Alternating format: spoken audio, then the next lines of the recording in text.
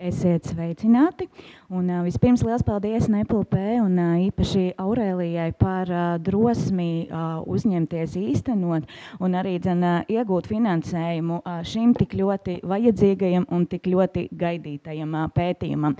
Un arī no savas puses vēlos pateikt paldies ikvienam, kas bija iesaistīts šī pētījuma metodoloģijas radīšanā, saskaitot MS Teams sapulcē pavadītās stundas, sanāca vairāk nekā 21 stunda, kas bija aizvadīta ļoti spraigās diskusijās, kā jau varat iedomāties, ir 7 eksperti no dažādām augstskolām, un pēc tam vēl neskaitāmas darba stundas arī strādājot pie kopīgiem dokumentiem, izstrādājot pašu metodoloģiju. Un tad, lūk, man šodien ir patiešām gods iepazīstināt ar pētījuma rezultātiem. Jā, kā jau Aurēlija minēja, šis pētījums ir īpašs ar to, jo tajā ir arī kvalitatīvā daļa. Jo parasti medijpratības aptaujas aprobežojas ar jautājumiem, kā jūs pats vērtējat? Vai jūs protat atpazīt maldinošu informāciju un uzticamas vai nē? Un tas tikai daļēji parāda, kāda ir situācija, šie pašvērtējumi. Taču savukārt kvalitatīvajā daļā, kurā bija iespēja lasīt un analizēt 70 cilvēku atbildes uz dažādiem jautājumiem un arī vērtēt viņu rīcības un lēmumus, kas tiek pieņemti tad, kad tiek parādīts influencera attēls un ieraksts sociālajos mēdījos, vai, piemēram, konstatēt, vai tās vai citas ministrijas Facebook profils ir īsts vai nav, tas iedeva ļoti daudz papildus vērtīgas informācijas. Tad arī daudz netērējot laiku, tad dosimies tālāk. Protams, tas ir ļoti izaicinoši šo milzīgo rezultātu daudzumu paspēt izstāstīt tik īsā laika posmā, tāpēc koncentrēšos uz jautājumiem, kas līdzinējos medijpratības pētījumos nebija aplūkoti vai nebija aplūkoti tik plaši, un otrkārt uz jautājumiem, kuri uzrādīja zināmas problēmas, kuru risināšanai tad mums visiem ir jāpievēršas, veicot kādus medijpratībā izglītojošus pasākumus.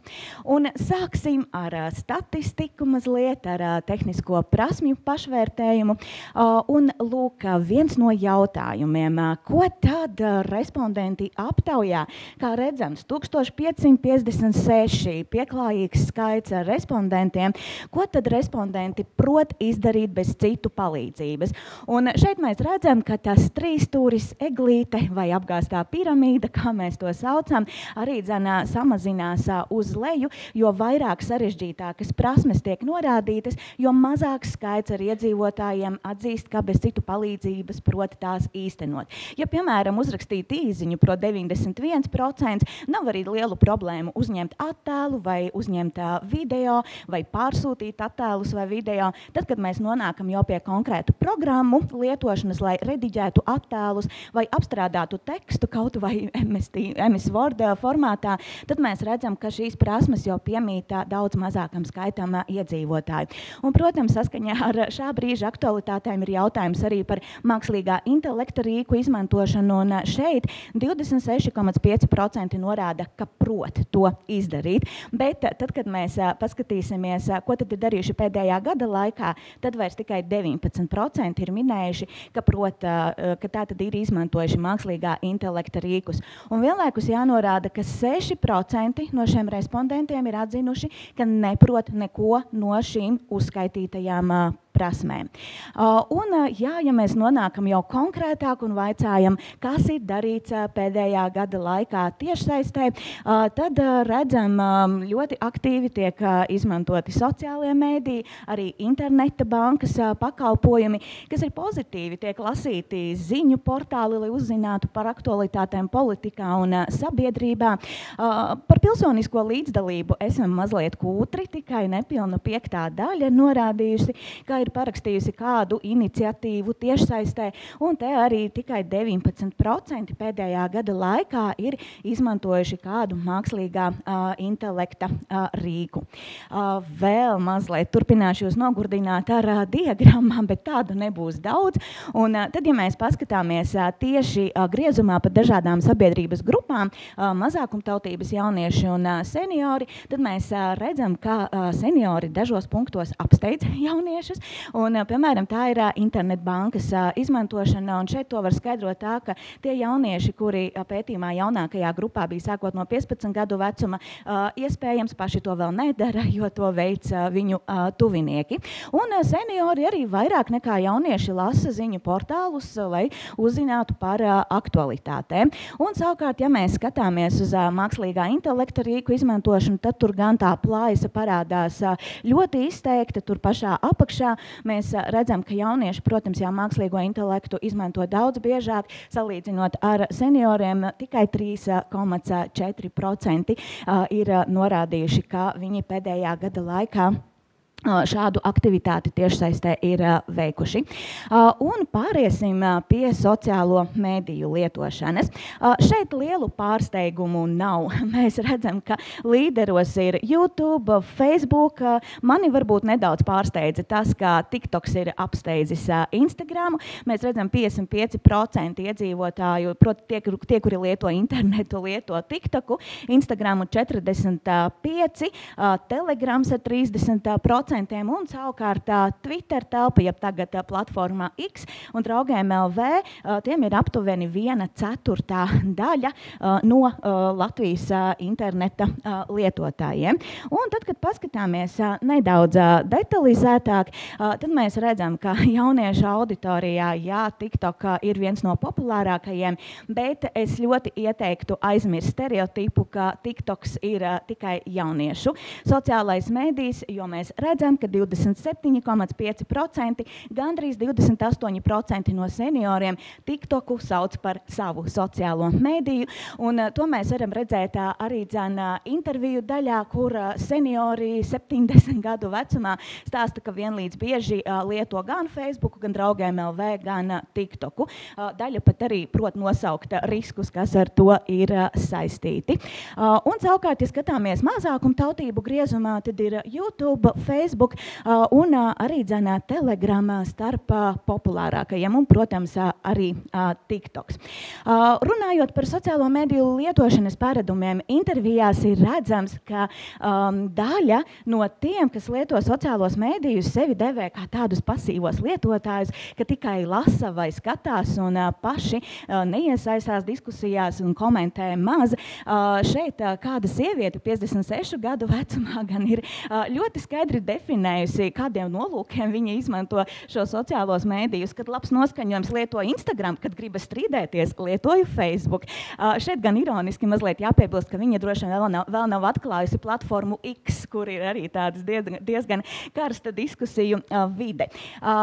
Interesanti, ka ir redzama tāda pretnostatīšanās, kuri ir jaunieši un kuri ir, teiksim tā, vecāku cilvēku sociālajie mēdīji. Un to var ļoti labi redzēt arī šajā citātā, kur kāda 13-gadīga pusaudze skaidro, ka Facebooks tas ir vairāk mammai un omītei, bet savukārt TikToks un Instagrams tas ir vairāk mums jauniešiem, jo tur ir tās lietas, kas viņus interesē vairāk.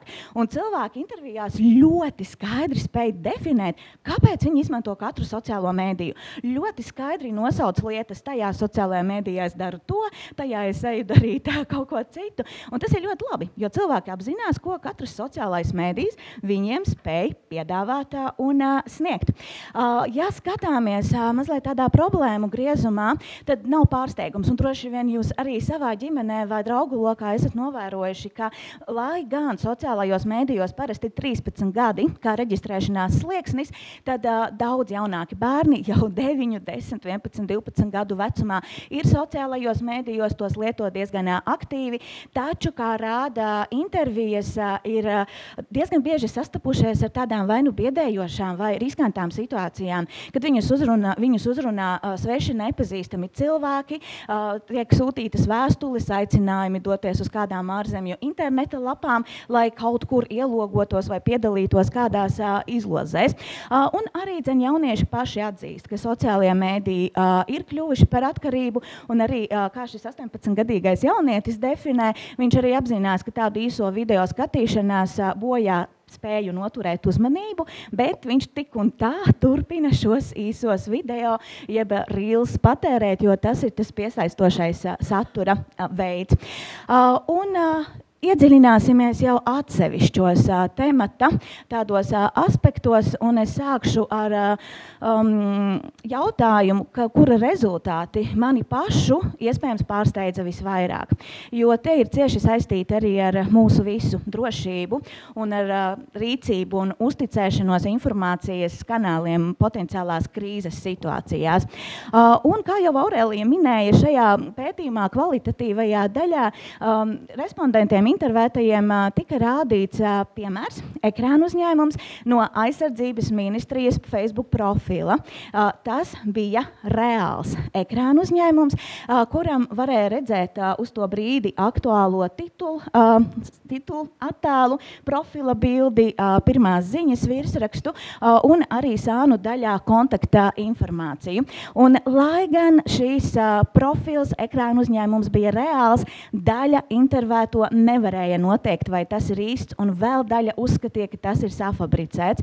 Un tas rada risku, ka arī kādās krīzes situācijās, kad būs izšķiroši svarīgi, kurai informācijai mēs ticam, cilvēkiem būs grūtības izvērtēt uzticamus no neusticamiem informācijas avotiem.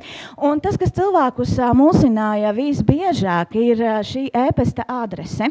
Daļa no viņiem atpazina, ka ir sadaļa gov, tātad varētu būt uzticama lapa, bet cilvēkus mulsināja mod sadaļa, nespējot atšifrēt, ka tas ir saīsinājums no angļu valodas vārdiem Ministry of Defense. Un līdz ar to diezgan liela daļa interviju dalībnieku, gan jaunieši, gan arī senioru vecumā, norādīja, ka viņi neuzticētos mājaslapai, kurā būtu šāds mod.gov.lv, un arī neklikšķinātu uz tā satura un uzskatītu, ka tas, ko šī lapa publicē, ietver kādu viltus vai maldinošu informāciju. Tas, kas ir pozitīvi, daļa gan uzreiz piedāvāja turpmākos rīcības soļus, ka viņi taču varētu aiziet un iegooglēt un pārbaudīt, vai vispār tāda e-pasta adrese pastāv, vai vispār tas ir kaut kas reāls. Tas ir pozitīvi, ka ir jau iestrādājusies tāda prasme, ka var taču informāciju pārbaudīt. Taču kopumā tas rada satraukumu, jo it kā no vienas puses ir apsveicami, ka cilvēki apzinās, ka tīmeklī ir daudz nepatiesas informācijas, ka ne visam var uzticēties, bet no otras puses, man šķiet, mēs visi medijpratības laukā esam palaiduši garām iespēju cilvēkiem atgādināt par šīm pamata lietām. Jo daudzos projektos mēs runājam par aktuālo dezinformāciju, kā atpazīt dezinformāciju par karu Ukrainā, kā atpazīt dezinformāciju par Covid-19 un tam līdzīgi. Bet varbūt šīs prasmes, kas šķiet tādas it kā pašsaprotamas, tomēr izrādās tās, kas daudziem cilvēkiem varētu noderēt, lai izvērtētu it kā tik vienkāršu lietu, kurai ministrijas mājaslapai vai Facebook profilam var uzticēties vai nevar uzticēties. Līdz ar to tas ir viens no tādiem, manuprāt, augstas prioritātes pasākumiem, kas mums tiem, kas strādā medijpratības jomā, būtu jāveic, ir jāatgriežas pie šiem pamata jautājumiem un ir jārunā par to, no kā sastāv uzticamu iestāžu e-pasta adreses, no kādām daļām, kādiem e-pastiem var uzticēties, kādiem nevar uzticēties, jo intervijas parādīja, ka ir pietiekami liela neskaidrība par šo jautājumu, lai mums tas pēc tam varētu radīt arī kādas grūtības potenciālās krīzes situācijās. Nākamais jautājums ir saistīts par izpratni par mediju darbību un finansējuma avotiem. Un šeit arī ļoti krāšņi citāti mūs sagaida, bet sākšu ar pārskatu no aptaujas, kurā ir jautāts, cik lielā mērā uzskatāt, ka visa informācija, ko redzat un lasāt, ir ticama. Un mēs redzam, ka Latvijas iedzīvotāji samērā maz uzticas gan sabiedriskajiem mēdījiem, gan komerciālajiem mēdījiem. Tie ir aptuveni 30 līdz 32%, kuri uzskata, ka informācija šajos mēdījos ir vai nu pilnībā ticama, vai lielākoties ticama. Kā redzams, arī šajā grafikā ir tā pelēkā krāsa, un es arī teiktu, ka daļa cilvēku šajā pelēkā pelēkajā zonā, kas uzskata, ka informācija ir daļēji ticama, un tas savukārt arī paver tādus vārtus manipulācijām. Un, ja mēs skatāmies jau uz interviju rezultātiem, tie, manuprāt, piedāvā vēl vienu skaidrojumu, kāpēc uzticēšanās mēdījiem varētu būt tik zema, jo cilvēki pašos pamatos neizprot, kā darbojas mēdīju sistēma, ka Latvijā ir sabiedriskie mēdīji, ir komerciālie mēdīji un kādi katram no šiem mēdījiem ir finansējuma avoti. 58% uzskata, ka vairums mēdīju pieder privātām kompānijām, kas strādā ar mērķi gūt peļņu, bet 20% domā, ka vairums mēdīju pieder valstī. Un vēl 17,5% nezina, kā atbildēt uz šo jautājumu. Tātad gandrīz 40% no intervētajiem par šo jautājumu nav zinoši.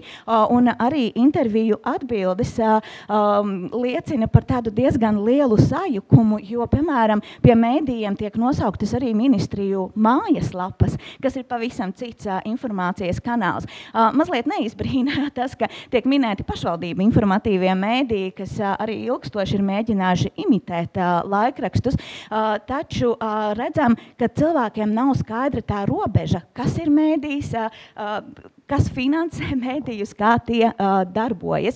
Jo, lai gan ikdienā mēdījus lieto 76% aptaujas respondentu, tomēr tā izpratne, no kurienes tad sabiedriskiem mēdījiem nāk finansējums, nav tik bieži sastopama. Tādējādi šeit arī redzama iespēja izglītot un daudz vairāk runāt par Latvijas mēdīju sistēmu kopumā, par šiem pamata jautājumiem, kas varbūt nav tie paši pievilcīgākie, lai cilvēkus uzaicinātu uz mēdīju pratības semināriem, taču mēs nevaram uzbūvēt spēcīgu mediju pratību, ja ir ļoti trausli paši pamati, ja ir ļoti trausla izpratne par to, kā labā vispār mediji strādā. Jo, kas mani pārsteidza rezultātos, ir diezgan tāda jūtama noskaņa, ka mediju saturs ir ļoti viegli uzpērkams un ka mediji ir ļoti viegli ietekmējami. Un šeit arī var redzēt dažus no šiem citātiem, kur kāds intervijas dalībnieks atsaucas arī uz pasaules valdību, kas visu apmaksā, cits domā, ka politiķi apmaksā satura mēdījos un tam līdzīgi, un tas viss arī notiek tādā vispārējā sabiedrības gaisotnē, kurā ir diezgan izteikti vērojamas liekšanās sazvērestības teoriju virzienā, kā šeit, piemēram, tādi apgalvojumi, politiķi parasti neatklāj mums savu lēmumu patiesos motīvus, un te mēs redzam vairāk nekā 80% tam piekrīt. Diezgan liels skaits arī domā, ka pasaulē notiek daudzas svarīgas lietas, par kurām sabiedrība nekad neuzzina, vai, piemēram, daudzi notikumi, kur izskatās bez savstarpējās saistības, bieži vien ir slepenu saskaņotu darbību rezultāts, vai, piemēram, valsts iestādes rūpīgi uzrauga un izseko visus pilsoņus. Un tam pilnā mērā, vai tā drīzāk piekrīt vairāk nekā 50% no respondentiem. Tātad šādā diezgan izteiktā konspirācijas teoriju gaisotnē pastāv arī šis viedoklis, ka mēdīji ir ļoti viegli ietekmējami. Un te mēs redzam, ka arī pašiem mēdījiem būtu jāskaidro sabiedrībai gan par darbu, žurnālistu ētikas kodeksa ietveros, gan arī par mēdīju sistēmu, finansējuma avotiem un tam līdzīgi. Un arī intervijās tika jautāts iedzīvotāju viedoklis, ko viņi domā par Latvijas mēdīju kvalitāti. Viedokļi ļoti krāšņi. Pārskatā, kas būs publicēts mājaslapā, esmu izvilkusi daudz vairāk piemēru. Šeit tikai ieskatam, ar kādiem vārdiem mēdīju kvalitāte ir raksturota.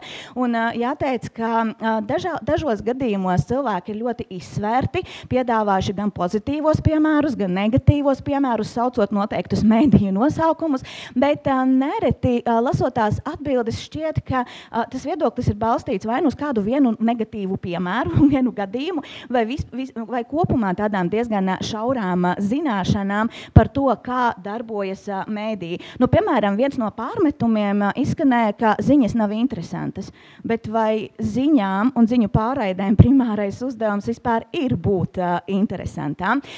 Šeit arī tiek definētas, nosauktas konkrētas lietas, ko cilvēki kritizē, klikšķu virsrakstī, tiekšanās pēc sensacionālisma, daudz stāstu par šovu zvaigznēm, un daļa arī norāda nekvalitatīvu valodu.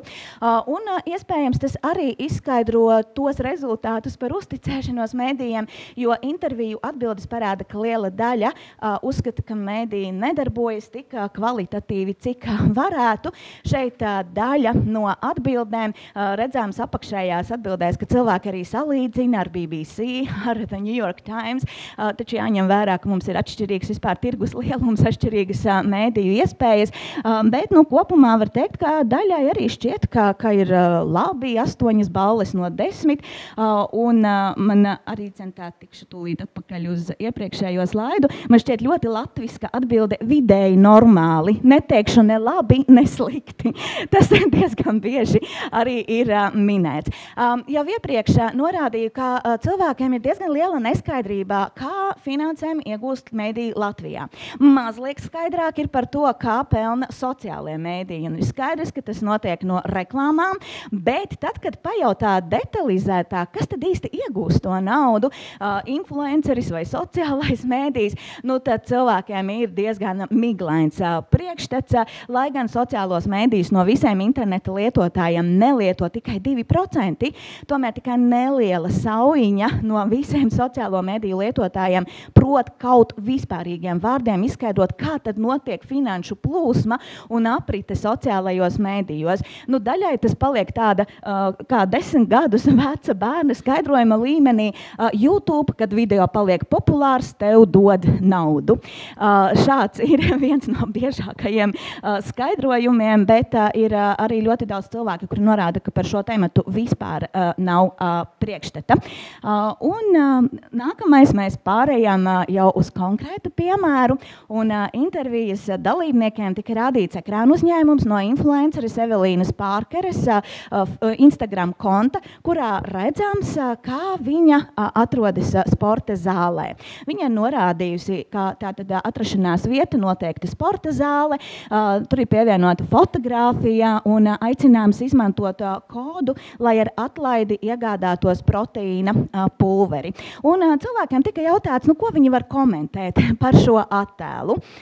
Un lielākā daļa pareizi norādīja, ka tā ir reklāma, bet atšķīrās viedoklis, kā reklāma.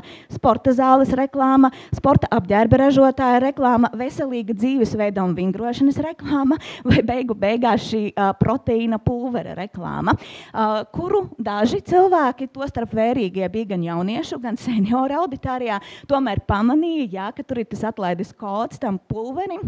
Līdz ar to tiek reklamēts šis produkts. No 70 intervijām tikai 3 cilvēki pamanīja, ka, lai gan tāpēc būtības ir reklāma, tur nav pielikts tēmturis. Mēs neredzam, ka tā ir apmaksāta sadarbība, mēs neredzam, ka tā ir reklāma. Šādas norādes nav, un to pamanīja tikai 3 cilvēki. Kā jau minēju, arī bērni lieto Instagram, bet viņiem klājās daudz grūtāk ar šī ieraksta izvērtēšanu. Šeit, piemēram, par satura publicēšanas nolūkiem. Bērni norādīja, ka tas vienkārši ir parasts selfijas, vai viņa lielās, kā viņa var izdarīt, kā viņa prot vingrot, vai ka lūk šobrīd ir atzīmējusies sporta zālē un sporto. Lūk, tik tālu par influenceru saturu. Un, ja jau esam nonākuši pie tīmekļa, tad arī turpinām ar stāstu par interneta algoritmiem un Google meklētāju programmām. Aptauja, sāksim jau ar aptauju, ka arī aptaujas rezultāti norāda, ka daļai iedzīvotāju nav izpratnes, pēc kādiem principiem interneta meklētāju programmas, piemēram, Google, mums izkārto šos rezultātus. Piemēram, 18% uzskata, ka vairāki cilvēki no vienas valsts apmeklē vienu un to pašu interneta interneta lapu, ka visi redzēs vienādas reklāmas. Vēl 14% norāda, ka viņiem nav zināšanu, vai tās reklāmas būs vienādas vai atšķirīgas. Un kopumā runājot par interneta meklētājiem, tikai 66% protos izmantot, tad mēs varam pieņemt, ka atlikušie 33% ar kaut ko. Viņiem pietrūkst prasmju, lai lietotu interneta meklētāju programmas, un tas savukārt apdraud arī faktu pārbaudes veikšanu, jo sameklēt informāciju, salīdzināt dažādos resursos, tas jau arī prasa prasmi doties šajā meklētāju programmā un informāciju aplūkot un salīdzināt. Intervijās tika piedāvāts ekrāna uzņēmums, kur ir ieraksts kurpes un parādīts, kā Google ir sašķirojis rezultātus, kur pirmajiem 4 ir maza norādīta, ka tā ir reklāma. Un cilvēkiem tika vaicāts, kāpēc pirmie ieraksti parādās kā pirmie jeb rezultātu augšpusē. Izteiktās versijas ir ļoti dažādas, ka tās ir visvairāk skatītās lapas, ka tās ir alfabēta secībā. Kāds domā, ka izkārtojums ir pēc cenām, ka izpārdošanas tiek rādītas vispirms. Daļa arī godīgi atzīst, ka nezina. Un, protams, bija arī tādi, kuri norāda un pamanīja to mazo atzīmīti, ka tā ir reklāma, bet bērniem 9 līdz 14 gadu vecumā trūka zināšanu, un viņi nespēja pareizi nokomentēt, pēc kāda principa šie rezultāti tādā veidā ir parādīti. Un atgriežoties pie aptaujas, mēs arī redzam, ka 30% no visiem respondentiem piekrīt apgalvojumam, ka, ja kādai interneta lapai ir augstāka vieta meklēšanas rezultātos, tad tai var ticēt vairāk. Un vēl arī 18–20% nedomā vispār par to, vai tām lapām, ko interneta meklētāju programmas piedāvā, vai tām vispār var uzticēties. Līdz ar to šis arī ir viens no jautājumiem, kuriem jāpievērš uzmanība. Runājot par interneta algoritmiem, lai gan vecāka gadagājuma cilvēkiem ir grūtāk tehniski izskaidrot, kā darbojas interneta algoritmi, tad, kad intervētājs viņiem īsi pastāsta, daudzi spēj atrast piemēru un nosaukt no savas personīgās pieredzes, kur tad ir sastapušies ar interneta algoritmu darbību. Nu, piemēram, tas nav tas, ka ja paskaties par vienu tēmu, tad tev visu laiku to piedāvā. Facebook paskatījos, tur nezinu, ierakstu par čūskām. Tagad man visu laiku nāk tikai čūskas. Lūk, šādas krāšņas, brīnišķīgas atbildes, bet arī 11-gadīgs bērns prot ļoti labi izskaidrot, ja es noskatos pilnu video ar kaķi, tad internets domās, ka man patīk kaķi. Un tad viņi man rādīs video vairāk ar kaķiem. Lūk, šādi personīgās pieredzes piemēri, kas tiek piedāvāti. Bet vēlos vērst jūsu uzmanību uz šo rezultātu, ka dažiem pētījuma dalībniekiem atšķirīgās vecuma grupās, to starp 17 gados, 29 gados, kas tiek uzskatīti par tādiem digitālā vidē ļoti zinošiem un prasmīgiem vecuma posmu pārstāvjiem, vispār nav zināšanas, ko nozīmē interneta algoritmi, vai arī ir kaut kur dzirdējuši, un tas priekšstats ir ļoti miglains. Tātad par šo tematu būtu jārunā un jāskaidro ne tikai senioriem, bet visām sabiedrības grupām, sākot ar jauniešiem. Nedaudz par drošību sociālajos mēdījos, un šeit es izcelšu vienu aspektu, jo droši vien esat noguruši jau no daudziem datiem un statistikas. 22% no aptaujātajiem lieto tikai vienu paroli. Internetam, darbībam interneta vietnē, sociālajos mēdījos un citur. Varat katrs apdomāt, cik no jums izmanto kādas paroles, un tātad kopumā 22% ir viena parole, bet senioru vidū 39% ir tikai viena parole, un tas rada tās bažas, ja šī parole tiek uzlausta, tad diezgan viegli var piekļūt arī citiem šī cilvēka kontiem tiešsaistē. Un runājot par senioriem, šeit arī atbildes parāda, ka pastāv divas grupas. Ir viena, ja tā drīkst dēvēt, vieglprātīgā grupa, tāda netik uzmanīgā grupa, kas uzskata, ka par drošību tīmeklī nerūpējas. Vai nu nevajag, vai ne no viena nebaidos, vai neko tādu nedaru, nezinu, kā to darīt. Faktiski man nekas nav slēpjams, un tam līdzīga veida atbildes, kas rāda, ka tā drošība internetā ir tādā otrajā plānā, un tad man galvā saslēdzās ar tām asociācijām par digitālo krāpniecību, ka varbūt viens no iemesliem ir tas, ka seniori iespējams tik ļoti neaizdomājas par šiem drošības jautājumiem. Un savukārt otra senioru grupa ir izteikti piesardzīgā, kas paši nekur nekomentē, seko tikai pazīstamiem cilvēkiem, internetā neiepērkas, vai iepērkas tad tikai ar pēcapmaksu. Un tad tur ir redzams, ka iespējams viņi pat neizmanto visas tīmekļa piedāvātās iespējas, tāpēc, kā baidās. Tas ir kā nav slikti sevi pasargāt, bet dažkārt tajās atbildēs ir jūtams, ka ir tādas bailes kaut ko neizdarīt nepareizi. It sevišķi daži norāda, ka viņiem jau bijuši kādi gadījumi, kad ir vai nu nozagti dati vai zaudēta nauda, iepērkoties internetu veikalos. Tad nu ir tāda izteiktā piesardzība. Un kopumā jautājot cilvēkiem, ko tad viņi dara, lai sevi pasargātu internetā, liela daļa atbilžu ir formulēta tādā veidā, kā virsrakstā kāds 36 gadus vecs vīrietis norāda, ne uz visas spiežu, ko redzu. Tādā līdzīgā veidā ir formulētas diezgan daudzas atbildes, un, kā jau minēju, tad nepilngadīgi jaunieši saskaras ar diezgan daudziem riskiem. Šeit arī var redzēt 13 gadus vecas meitenes citātu. Es vienu reizi frendoju svešinieku, bet man māsīca pateica, lai unfrendoju viņu, jo viņai bija nojausma, ka tur kāds vecs vīrietis ir, un tad es izdzēsu. Protams, ausīs griežas šie anglicismi, kas ļoti bieži atbildēs ir sastopami, kad cilvēki runā par sociālajiem mēdījiem, bet te mēs redzam šīs situācijas. Daži prasa mammai, daži tētim, vēl kādam brālis pateicis, ka tajā internetu veikalā nevajag iegādāties tēkreklu, ka tas izskatās aizdomīgs. Ļoti labi, ka ir šie mentori, ar kuriem var pakonsultēties, ja vien pašiem mentoriem, protams, ir zināšanas.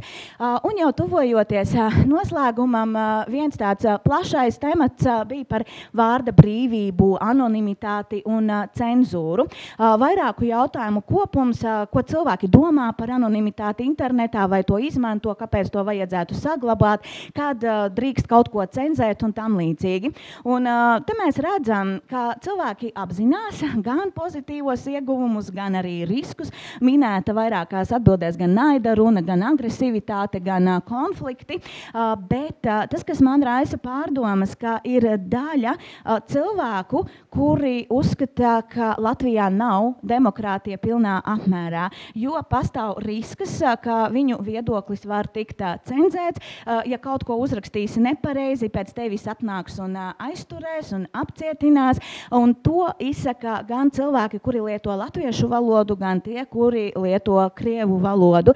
Te arī citātos var redzēt, ka tāda arī saistībā ar konspirācijas teorijām, gandrīz var teikt, ir arī viedoklis, ka mūs izseko, mūs novēro katru mūsu rīcību, un ka tāda patiesa anonimitāte nemaz nav iespējama. Un vizuālā pratība, mazliet par attēliem runājot, tika jautāts interviju dalībniekiem, kā viņi vērtē mediju praksi. Pie rakstiem pielikt attēlus, kas ir ārpus konteksta. Un tika piedāvāt 3 piemēri, gan dzīvnieku attēls pie laika ziņām, kas ir visai bieži sastopama mediju prakse. Pagājušā gada attēls pie ziņas par to, kā finanšu ministrs Saeimai nodod izskatīšanai budžeta portfeli, un attēls no cita konteksta saistībā ar kara darbību. Un jāteic, ka cilvēkus var iedalīt divās daļās. Ir vieni, kuri attēliem tik ļoti nepievērš uzmanību un uzskata, ka attēlam jāpiesaista uzmanība, ka tas var arī būt ārpus konteksta, bet daļa pieprasa ļoti lielu precizitāti no mēdījiem arī attēlu izvēlē. Un tā stingrība ir atkarīga no tā, cik svarīga šķiet šī tēma. Vispielaidīgākie cilvēki ir par attēliem pie ziņām par laikapstākļiem. Tur mēs varam lasīt arī šos brīnišķīgos citātus. Nezinu, man vienalga, es lasu ziņas, nevis attēlus, skatos par laika ziņām, kaut vai čūska vai kurmīts pievienots.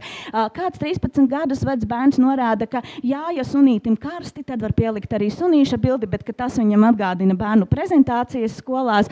Un 52 gadus veca intervētāja norādījusi, ka viņa to ir pamanījusi, bet viņai tas nav saprotams. Bet vienlaikus arī, ko tad likt mākoni vai sauli un tam līdzīgi. Bet jau daudz lielāka precizitāte tiek arī attēlu izvēlē, tiek pieprasīti, ja runa par kara darbību, par budžeta portfeli, tur tiek komentēts, ja ministrs nav mainījies, tad var arī pagājušā gada bildi ielikt, bet par kara darbību tur tiek savukārt uzskatīts, ka ja attēls neatbilst, tad tā jau būs kā maldināšana, dezinformācija, un tur tiek pieprasīta visā augstākā precizitāte. Un te nu mēs esam nonākuši pārskrēnot pāri rezultātiem pie rekomendācijām. Un pirmais, ko varbūt arī jutāt, uzsverot manā runā, manuprāt, es redzu lielu nepieciešamību runāt par šiem lielajiem pamata jautājumiem par mediju vidi. Tas notika, tad, kad sākām Latvijā kopt medijpratības lauku pirms 10 gadiem. Piemēram, projekts Pilna doma, kas skaidroja žurnālista darba būtību, devās uz skolām, bet tad nāca pandēmija, nāca Krievijas iebrukums Ukrainā, un mēs pārmetāmies uz tādu operatīvās dezinformācijas noklāšanu un pievērsāmies citiem tematiem, atstājot novērtošos jautājumus par mediju vidi.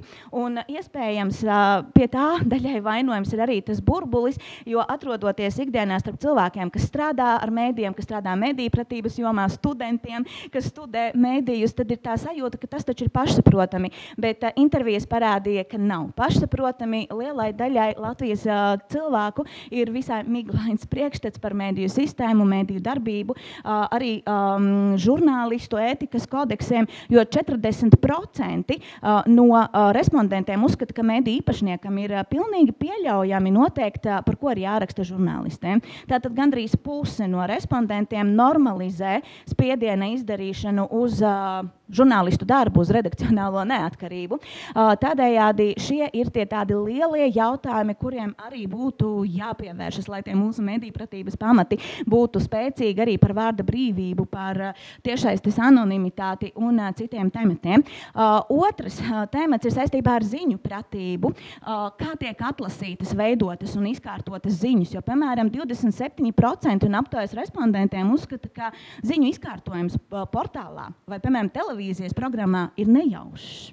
Arī kādas ir ietekmes uz ziņu saturu, gan no satura veidotāju žurnālistu puses, gan no lietotāju perspektīvas, arī kuri no mēdījiem vispār strādā kā mēdīja redakcijām un žurnālistiem. Kā redzams, tikai 27% zināja atšķirību starp Delfiem un Facebooku. Daļa uzskatīja, ka Facebook vienkārši ziņo par starptautiskām ziņām un Delfī par vietējām ziņām. Vēl 9% domā, ka Facebook ziņas saražo lētāk, bet Facebook ziņas neražo. Tātad ir jāveicina tā izpratne, kas tad īsti ir mēdījis, kā darbojas žurnālisti, un vai mēs šīs lielās platformas vispār varam uzskatīt par mēdījiem. Un par šiem 40% respondentu es jau minēju par to, ka viņi uzskatīja, ka normāli un pieļaujami, ka mēdīju īpašnieks tātad izdara spiedienu uz redakcionālo saturu. Trešais temats, un tajā daudz neiedziļināšos, jo skaidroju jau pirms brīža, ir iedzīvotāju informēšana par uzticamām valsts iestāžu mājaslapām, uzticamām e-pasta adresēm, no kā tās sastāv un kuriem informācijas avotiem vispār var uzticēties krīzes situācijās. Ceturtais ieteikums ir saistīts ar interneta lietošanas drošību. Šeit mēs redzam no aptaujas, ka 39–40% norāda, ka viņi nepiekrīt apgalvojumiem, kā atšķirt viltus lapas, piemēram, viltus internetu veikalus, vai kā atšķirt drošas programmas, kuras lejupielādēt savā viedierīcē. Un arī jau minētais par parolēm, kāpēc ir svarīgi, lai būtu vairāk nekā viena parole, kā tās veidot droši, kā tās sargāt un citiem saistītiem jautājumiem. Tāpat arī, ja atceraties, prezentācijas gaitā pieskāros tematam par influenceru saturu, šo reklāmu atpazīšanu un interneta algoritmu darbību. Tāpat arī Google interneta meklētāju programmu darbība ir tie jautājumi, kurus ir vērts aplūkot visās vecuma grupās. Arī par personas datiem. Intervijas parādīja, ka cilvēkiem ir arī visai miglains priekšstats, kas tieši ir personas dati, kas no visas informācijas par mani uzskatāmi par personas datiem, ar kuriem tad jādalās ļoti uzmanīgi, un kad kāds interneta veikals, piemēram, var kaut ko mums pamatoti prasīt. Nākamais temats savukārt ir saistīts ar cilvēku iedrošināšanu un prasmju iedošanu veikt vienkāršu faktu pārbaudi. Izrādās, ka 60% tikai, tātad nevis 60% tikai, bet 60% Latvijas iedzīvotāji norāda, ka viņi nezina vai neizmanto apgrieztās attēlu meklēšanas funkciju, kas ir ļoti ātri augšupielādējam attēlu vai ar Google Lens palīdzību ar pāris klikšķiem pārbaudām, kur vēl tīmeklī šis attēls ir atrodams, pie kādiem rakstiem tas ir pievienots, un liela daļa Latvijas iedzīvotāju to vai nu nezina vai neizmanto. Pētījums arī parāda nepieciešamību pievērsties mediju psiholoģijas jautājumiem, gan par emociju regulēšanu. Es ceru, ka varbūt kāds pajautās, tad es nokomentēšu vēlāk vairāk. Interviju atbildes saistībā ar emocijām no mediju satura. Šeit arī varētu runāt par atkarību no sociālajiem medijiem, arī par šo īso video stāstu lietošanu un to potenciālo ietekmi un citiem jautājumiem. 9. temats ir saistīts ar mākslīgā intelekta lietošanu, gan ar praktiskām prasmēm to izmantot, gan arī risku apzināšanos, jo tad, kad tika jautāts, vai cilvēki piekrīt, ka dziļviltojumi, jeb tas, ko angliski mēs saucam deepfake, var radīt risku sociālai drošībai, jo to precizitāte ir tāda, ka tos ir grūti atšķirt no īstiem video ierakstiem, tad piekrīt tikai 45% respondentu. Un mazākumtautību grupā un senioru grupā piekrīt vēl mazāk, un aptuveni 1/5 daļa, 24% atbildi nezina. Tas nozīmē, ka nav šo zināšanu par riskiem, ko dziļviltojumi var radīt gan personas cieņai un godam, vēlēšanu rezultātiem, starptautiskām attiecībām un citās jomās. Un noslēdzošais slaids mums nestrādā, iespējams tāpēc, ka kamera ir pielikta pārāk tuvu. nevar pāriet tālāk. Tā šobrīd ir iestrēdzis ne uz priekšu, ne atpakaļ. Mēs nevaram tikt pie pēdējā slaida, bet to tad izstāstīšu es pati. Ja pareizi atceros, tad tie bija 30% no aptaujātajiem, kuri norāda, ka viņiem ir grūtības izvērtēt, kādas var būt negatīvās sekas no satura publicēšanas internetā. Tātad gandrīz 1/3 daļa atzīst, ka viņiem ir grūti saprast, kādas negatīvas sekas varētu rasties, un tur varētu runāt gan par naida runu, gan par potenciāliem normatīvu aktu pārkāpumiem, gan arī dalīšanos ar tādu pārāk privātu saturu un sevišķi adresējot arī bērnu vecākiem, kas nereti dalās ar bērnu gaitām, pat neaizdomājoties, ka tās adreses un vietas, kas tur tiek norādītas, kādreiz kaut kur var tikt izmantotas arī ļaunprātīgā nolūkā. Lūk, prezentācija joprojām ir iestrēgus un neļauj parādīt manu paldies slaidu, bet es saku liels paldies jums visiem par izturību un esmu gatava atbildēt uz jautājumiem.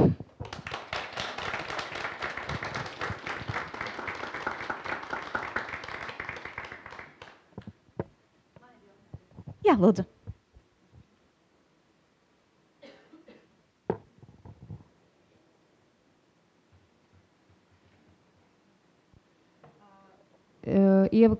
Ieva Kaldrauskas, NEPLP padomes locekle. Gribēju teikt milzīgi paldies par fantastiski ieguldīto darbu šī pētījuma veikšanā, realizēšanā un apjomīgo secinājumu izdarīšanā. Tas, kas man interesē, kāds ir viedoklis, jo jautājumu apskatīt tiešām ļoti daudz un dažādi. Mediju pratība, informatīvā pratība, tehnoloģiskās pratības. Bet vai var noteikt arī šo te pašu, tiešām to mēdīju pratības līmeni, kā viņi var novērtēt vismaz zemes, vidējs vai augsts šobrīd? Vai to ir iespējams pēc kaut kādiem kritērijiem noteikti? Paldies. Es domāju, ka to nākotnē noteikti var izdarīt, ja mēs kādiem jautājumiem piešķiram noteiktu punktu vērtību, teiksim, virs 50%, kādas prasmes īstenošana dot tur 2 punktus, 30% tik punktus, tādus topus un reitingus pieļauju tālāk no šiem rezultātiem varētu veidot, jo tas, kas tur ir tajā datu masīvā, tur ir tik daudz to rezultātu, ka vēl kādu gadu varēs mēģināt taisīt cross-tabulācijas un meklēt kādas sakarības un cēloņu sakarības. Šobrīd mana personīgā pieeja, kā cilvēkam, kas ir gandrīz 10 gadus strādājis medijpratības jomā, es ļoti skeptiski skatos uz šādiem topiem un reitingiem un medijpratības līmeņa paziņošanu. Tāpēc, ka pirmkārt, tas ir ļoti stereotipizējoši. Ja mēs mēģinām sadalīt cilvēkus kādās grupās, mēs vairs neredzam tās unikālās atbildes, mēs redzam tādu vispārēju raksturojumu un uzreiz sakām, ja cilvēks ir no mazākumtautībām un dzīvo laukos, tad viņam tā medīpratība būs vāja, piemēram. Es no tā atturētos, jo intervijas es tieši skatījos, pievērs uzmanību katram intervējamam viņu dzīvesvietai, vecumam un reģionam, kas bija norādīts informācijā pie intervijām, un tur tie stereotipi neapstiprinās. Tur gan varbūt ļoti medīpratīgs seniors, gan nemedīpratīgs jaunietis. Tāpēc es pati šādus medīpratības līmeņa, tādus topu veidošanu pati neatbalstu pilnā mērā, jo tā prasme jau arī ir mainīga. Ienāk jaunas lietas, jauni dezinformācijas temati, un tad tas tops būtu jāatjauno šāda klasifikācija līmeņa, jāatjauno katru gadu. Bet kopumā, kā tādam ieskatam, es domāju, šie dati ir ļoti labs pamats, lai tos analizētu vēl dziļāk. Jā, paldies par jautājumu.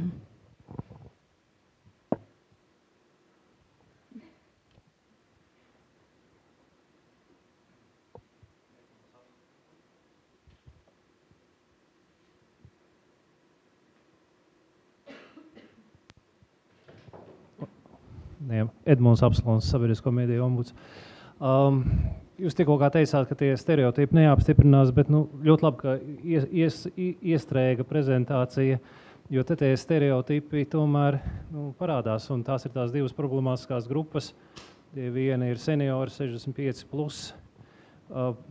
kuru problemātiskums, stereotipiskums ir skaidrs. Bet tad ir otra problēma grupa, te ir mazākumtautību iedzīvotājiem, kas būtu tas skaidrojums, tas stereotipiskais skaidrojums šīs grupas rādītājiem medīpratībā. Paldies. Es joprojām uzskatu, ka jā, šis parāda zināmas ievirzes, bet ja jūs izskatītu cauri visas intervijas, tas, ka cilvēks runā krievu valodā un nāk no Latgales, vēl nenozīmē, ka viņš šeit, viņš jau droši vien nebija tas, kurš arī aptaujā izpildīja, bet ka tā sakarība nenozīmē, ka viņam uzreiz visi rādītāji būs zemi. Tāpēc es izvairītos no tādas dalīšanas grupās un stereotipizācijas. Bet, ja mēs tomēr runājam par mazākumtautībām, tad man ir vairāk izskaidrojumi, varbūt ne visi būs patīkami dzirdēt. Un viens no tiem ir saistīts arī ar šo cilvēku atrašanos citā informatīvajā telpā, un ja intensīvi tiek lietots televīzijas saturs, kas vēsta Kremļa naratīvu, mēs tur neko nesagaidīsim par medīpratību vai kritisko domāšanu, jo Krievijai kritiski domājoši cilvēki nav vajadzīgi. Un līdz ar to mēs arī redzam citos pētījumos, starp citu NEPLP pētījums no 23. gada varat apskatīt mājaslapā. Tur ir jautājums, pašvērtējuma jautājums, aptaujas jautājums. Kā jūs vērtējat, vai jūs spējat atpazīt uzticamu informāciju no maldinošas? Sabiedrībā kopumā, ja es pareizi atceros, tad tie bija 35%, kur uzskatīja, ka jā, es protu. Ja mēs izdalām mazākumtautības, tie bija 45%. Es to tik labi atceros, jo studentiem tieši šonedēļ par to stāstīju, rādīju šīs diagrammas, un tātad cilvēki mazākumtautību grupā bija pārliecinātāki, mazāk kritiski par savām medīpratības prasmēm, un tas varētu būt saistīts ar to, ka ja tajā informatīvajā telpā par šo tematu nerunā, tad var arī neaizdomāties par to, ka par šiem jautājumiem, ka pašam varbūt ir kāds zināšanu trūkums vai nepilnības, kas būtu jāuzlabo. Otrakārt, tas ir saistīts ar medīpratības aktivitātēm, kas lielākoties, it sevišķi, ja komunikācija ir no valsts iestādēm, ir bijušas latviešu valodā.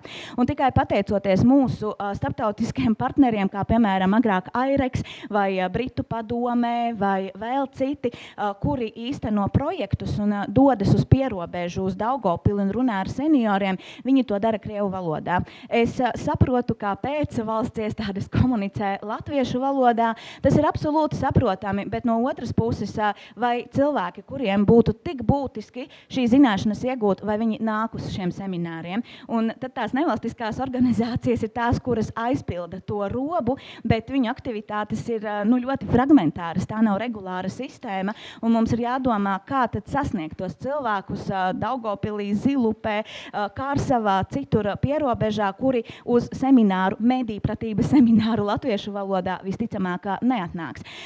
Piemērs no 2018. gada, kad strādāju kultūras ministrijā, mēs bijām bērniem izveidojuši kampaņu 5-gadīgiem bērniem supervaroņi internetā kopā ar Drošāku interneta centru un citiem partneriem. Un tur bija mazi video rullīši, multiplikācijas filmas ar tādiem dzejolīšiem. Un bija ideja uzlikt subtitrus krievu valodā, lai bērnu dārzos tajā laikā krievu valodā arī varētu uztvert to ideju, bet mēs to nevarējām izdarīt.